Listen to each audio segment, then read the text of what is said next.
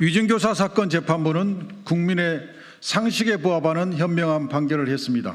그런데 검찰은 무죄 판결이 나오자마자 납득하기 어렵다며 항소하겠다고 밝혔습니다. 검찰의 항소 결과는 이재명 대표가 무죄라는 사실을 또 한 번 명백히 입증하는 것 그 이상도 이하도 아닐 것입니다. 억지 기소에 이은 억지 항소일 뿐입니다. 이게 위증을 자백하는데 위증교사가 무죄 나는 케이스가 제가 한 20몇 년 법조생을 하는 경우에서 한 번도 본 적이 없거든요. 이 2심은 1심의 들쑥날쑥한 판결을 정리하는 게 주요 기능이거든요. 그래서 저는 다른 케이스랑 비교해 봤을 때 이거는 좀 2심이 달리 볼 가능성, 2심에서 뒤집힐 가능성이 상당하다 생각합니다. 자, 어제 있었던 이재명 대표의 위증교사 혐의 1심 재판 결과는 무죄였죠. 그러나 오늘도 여러 가지 얘기들이 정치권을 중심으로 좀 나왔습니다. 이 얘기 지금부터 좀 해보겠는데요. 지금 김성수 변호사 지금 나와 계신데요. 우선 화면으로 하나 정리할 게 있습니다. 이 내용입니다. 가장 큰 쟁점 또는 여권에서는 지금 논란으로 보고 있죠. 지금 이게 뭐냐 이런 약간 지적도 있는데, 자, 일단 제목이 이러네요. 고의로 시키지도 않았는데 김진성 씨는 왜 위증을 한 건가? 이게 왜 그러냐면요. 김진성 씨 어제 위증 혐의로 유죄를 받았어요. 벌금형이 나왔어요. 그러니까 김진성 씨는 위증을 한 겁니다. 물론 전체 6개 중에 4개에 대해서는 위증, 2개는 아니었거든요. 근데 위증이 유죄가 나왔어요. 그런데 이재명 대표에 대해서는요. 위증 교사한 이 부분에 대해서는 재판부도 인정을 했어요. 교사. 그런데 이 교사 과정에 고의성이 없었다라고 판단한 겁니다. 그러면 이렇게 되는 겁니다. 김진성 씨는 위증을 했어요. 이재명 대표는 교사를 했다고 재판부가 인정을 해요. 그러나 그 과정에서 고의성은 없었다. 그래서 이재명 대표는 무죄, 김진성 씨는 유죄가 되는 겁니다. 자, 이걸 놓고 지금 얘기가 많은데 김성수 변호사. 그렇다면 위증 교사에 대한 고의성이 없는데 김진성 씨는 왜 자발적으로 위증을 한 겁니까? 다시 말하면 김진성 씨는 본인이 위증을 하면 처벌받을 수 있는 걸 알았을 거 아닙니까? 위증죄로. 그런 걸 감수하면서 스스로 자발적으로 왜 위증을 한 겁니까? 이거 어떻게 봐야 되는 겁니까? 네, 일단 이 재판부의 판단을 조금 설명을 드리고 말씀드려야 될 것 같습니다. 이게 어제 이제 위증죄로 김진성 씨는 500만 원의 벌금이 이제 선고가 됐었고 이재명 대표 같은 경우에 그 위증 교사에 대해서는 무죄가 선고됐습니다. 그렇다 보니까는 말씀하신 것처럼 그런 이야기가 나오는 것인데 지금 이 위증 교사에 대해서 무죄를 판단한 그 근거를 이야기를 하는 부분이 위증 교사로 보이는 이런 대화 내용이 있기는 하지만 일부 이렇게 해석할 수 있는 부분이 있는 것으로 보이지만 다의적 해석이기 때문에 이 부분 위증 교사 행위가 있었다라고 단정하기 어렵다. 이렇게 본 부분이 하나가 있는 것 같고 그리고 또 한 가지가 이 위증 교사가 성립하기 위해서는 이러한 행위가 있어야 되고 실제 위증 교사를 하고자 하는 고의가 있어야 됩니다. 고의가 있어요. 예, 그런데 이 고의 같은 경우가 뭐 확정적인 고의라든지 아니면은 미필적으로 예견을 가능할 수 있는 예견 가능성에 따른 미필적 고의라도 있어야 되는 것인데 이 부분까지도 인정이 안 된다라고 봤던 것이죠. 그렇다 보니까는 위증 교사 부분에 대해서는 무죄가 되는데 그렇게 되면 말씀하신 것처럼 그러면 위증 교사가 없었는데 김진성 씨는 왜 위증을 하게 되었나? 자발적으로 스스로 위증을 한 게 돼버렸잖아요. 그렇죠. 지금. 그래서 그렇다 보니까는 이 부분에 대해서 아무래도 여러 가지 이제 논란이 되는 것으로 보이고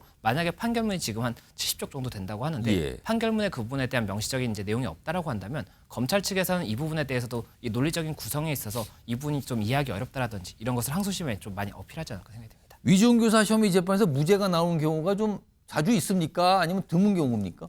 예, 이 판결 자체가 조금 드물다고 볼 수 있는 부분은 위증죄 자체는 인정이 되면서 교사죄 부분은 이제 인정이 안 되는 이런 부분 자체는 좀 흔하지가 않다고 볼 수가 있습니다. 보통은 위증죄가 인정이 되면 위증 교사가 인정이 같이 되거나 위증이 인정이 안 되면서 위증 교사도 인정이 같이 안 되거나 이렇게 될 수가 있는데 이번 같은 경우에는 이 본인은 위증을 했다는 본인은 자기 스스로 이제 위증을 했다고 인정을 하고 있기 때문에 위증이 인정이 됐는데 이 교사에 대해서는 위증이 성립되는데도 불구하고 교사로 볼 수 없는 부분이 여러 가지 있다. 뭐 행위라든지 고의 이런 부분을 이제 근거로 판단을 했기 때문에 아무래도 조금 흔하지 않은 케이스고 이게 굉장히 좀 중요한 사건이지 않습니까? 그렇다 보니까 법원에서 조금 더 자세히 본 것이 아닌가 이렇게 보입니다. 자, 이런 가운데요. 이게 이재명 대표와 김진성 씨의 과거의 어떤 전화통화 내용 이게 많이 좀 알려졌잖아요. 그게 이제 녹취가 돼서 공개가 된 건데 그 내용 다시 한번 들어보겠습니다. 그래서 혹시 내가 김 대표한테 도움을 좀 받을 수 있을까 싶어서 주로 내가 타겟이었던 거. 이게 지금 매우 정치적인 좀 배경이 있던 사건이었다는 점들을 좀 얘기를 해주면 도움이 될 것 같아요. 그냥 있는 대로 뭐 어차피 세월은 다 지났잖아요. 뭐 글쎄 어떤 취지로 저기를 해야 되는지를 한번 네네. 내가 저 해 변론 주시면. 요지서를 하나 보내드릴게요. 예, 그래도 그때는 되고. 우리 주장이었으니까 한번 기억도 되살려 보시고. 화면 좀 보겠습니다. 김진성 씨가 법정에서 한 얘기가 있다고 그러죠. 이게 좀 이런 내용 좀 알려지고 있는데 지난 2월에 이제 뭐 피고인 신문 과정에서 검찰 쪽의 신문이었죠. 유력 정치인인 이재명 대표가 수차례 전화해 요구한 것에 대한 중압감 그리고 반복적인 압박성 요구로 허위 증언한 게 맞습니까? 이런 신문의 질문이 나왔다 그래요. 그래서 김진성 씨는 맞는다, 맞다 이렇게 얘기를 했다는 거예요. 오, 저 이거까지 가봐야죠. 이준우 위원, 성시훈 부의장. 1심 어제 무죄 판결 이거 어떻게 좀 보고 계십니까? 저는요 이번 그 재판부가 굉장히 창의적인 판결을 했다 생각합니다. 창의적이요. 네, 재판은요 기준의 일관성이 있어야 되고 보편 타당해야 됩니다. 하지만 아까 좀 말씀하신 것처럼 위증 교사가 무죄가 되는 경우가 거의 없거든요. 근데 이번 경우 무죄 나왔다는 것은 굉장히 그만큼 독특하고 창의적이다. 창의적인 판단했기 때문에 그런 결과가 나왔다고 보고요. 만약에 지금 위증 교사를 준비하고 있는 사람들이 있다면요. 예. 이번 이재명 대표의 사례를 열심히 연구해서 그대로 따라하면요. 무죄로 살아날 수 있습니다. 예를 들면 있는 그대로 말해달라. 12번 얘기하고요. 예. 위증해달라는 것 한 2번 정도 얘기하고 텔레그램으로 위증할 때 답변서 미리 보내주고 예. 이렇게 하면요. 본인의 위증 교사에서 벗어날 수 있습니다. 이게 말이 됩니까? 사법부가 이런 식으로 위증한 사람, 증언들 불러가지고 예. 실체를 밝혀야 되는데 그 증인을 자체가 믿을 수 없는 이런 상황이 돼버리면 사법부가 어떻게 재판을 하겠습니까? 그리고 저는 이제 종범이 유죄고 주범이 무죄인 이 판단에 대해서는요. 아마 헌법재판소라든가 이렇게 법률 연구하시는 분들 있지 않습니까? 그분들 사이에서도 정말 특이한 연구 사례가 될 거다 이런 겁니다. 성시훈 부의장은 어떻게 좀 보셨습니까? 그렇게 12번씩이나 계속 사실만 말해달라고 했는데 위증을 할까요?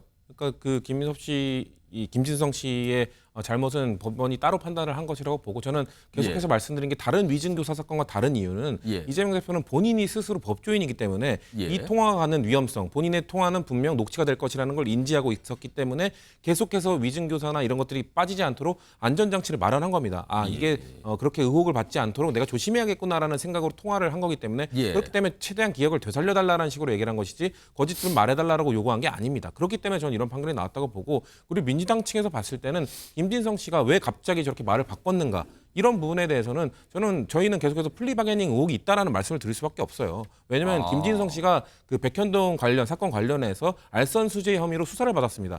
근데 똑같은 혐의로 수사를 받았던 김인섭 씨는 기소가 돼서 1, 2심 징역 5년을 받았습니다. 근데 이 김진석 씨는 기소가 되지 않았죠. 그리고 김진성 씨는 2가지 건이 더 있었는데 다른 알선수재건, 다른 사기 사건 건 모두 불기소 처리됐습니다. 그렇게 모든 자신의 어떻게 보면 김인섭 씨로 봤을 때는 징역 몇 년까지 나올 수 있는 건에 대해서는 지금 다 불기소되거나 멈춰버렸고 이거에 대해서 그냥 벌금 500만 원 플리바게닝 의혹을 충분히 제기할 수 있는 것이거든요. 그렇기 때문에 민주당에서는 이 김진석 씨와 이 검찰의 플리바게닝 의혹도 같이 얘기하면서 이재명 대표의 무죄를 주장하고 있는 겁니다. 자, 오늘도 뭐 여야 요 재판 결과를 가지고 얘기 좀 했죠. 들어보겠습니다. 사필 규정입니다.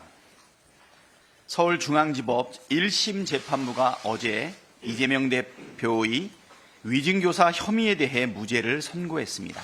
지난 2년 6개월 내내 야당만을 표적으로 삼은 윤석열 정치 검찰의 무도한 정치 사냥은 머지않아 종말을 고할 것입니다. 그 판결에 대해서는 제가 공감하지 못할 부분들이 많이 있어요. 그렇지만 또 사법제도는 시스템입니다. 그럼에도 불구하고 존중합니다. 과정에서 또 우리 대한민국 사법 시스템 안에서 바로 잡아질 가능성이 높다라고 생각합니다만 그럼에도 불구하고 1심 판결을 우리 국민의힘은 존중합니다. 민주당도 이번 판결에 굉장히 환호하고 존중하신다는 입장을 밝히셨듯이 11월 15일에 징역형 판결도 존중하셔야 한다. 그런 말씀 드릴게요. 대표님. 자, 어제 재판 결과 나온 뒤 검찰은 즉각 항소하겠다 이런 입장 나왔죠. 그리고 2심으로 가게 되면 또 새로운 재판부가 이 사안을 담당하게 될 텐데 김성수 변호사 2심에서 쟁점이 되는 건 어떤 걸까요, 그럼? 예, 아무래도 이제 검찰에서 항소를 하고 이 판결에서 1심 판결에서 이 판단 근거가 조금 이제 잘못된 부분이 있다 이렇게 주장을 할 것이기 때문에 예. 이 위증교사 행위가 없었다라는 이 해석에 관해서도 다툴 수밖에 없을 것이고 또 이제 고의가 없었다라는 부분에 대한 법리적인 판단에 대해서도 이번 법리적인 뭐 판례라든지 여러 가지 이제 근거를 통해서 반박하고자 하지 않을까 생각이 됩니다. 자, 2심으로 가게 되는 겁니다, 지금요.